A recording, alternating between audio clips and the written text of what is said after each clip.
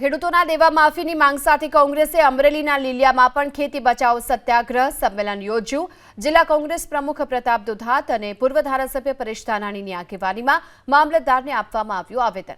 માવઠાથી થયેલા નુકસાનને લઈ ખેડૂતોનું દેવું માફ કરવા માટે સરકાર સમક્ષ માંગ કરવામાં આવી। બગસરા, ધારી, ખાંભા, રાજુલા, જાફરાબાદના આજે અમારી આ ખેડૂત વેદનાની વાતો લઈ અને લીલિયા તાલુકામાં એટલે કે અમારા હોમ ટાઉનમાં અમે આવ્યા છીએ। ખૂબ જ મોટી સંખ્યામાં ખેડૂતો પધાર્યા।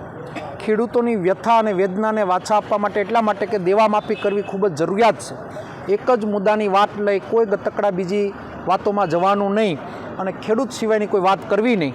ખેડૂત, ખેત મજદૂર, ગરીબ, માલધારી અને ઘાસચારાની વ્યવસ્થાથી લઈને અમારા 15 મુદ્દા અમારા મુખ્ય મુદ્દા છે ને દેવા માફી અમારો સૌથી પહેલો મુદ્દો છે। આ મુદ્દા સાથે આવેદન આપ્યું છે અને બપોર પછી કુંડલા, આવતીકાલ લાઠી, બાબરા અને અમરેલી નેક્સ્ટ ડે અમે કલેક્ટર સુધી પદયાત્રા કરવાના છીએ અને ખેડૂતોની યાતના અને વેદનાને વાચા આપીને સરકારને ઢંઢોળવાનો પ્રયત્ન કર્યો।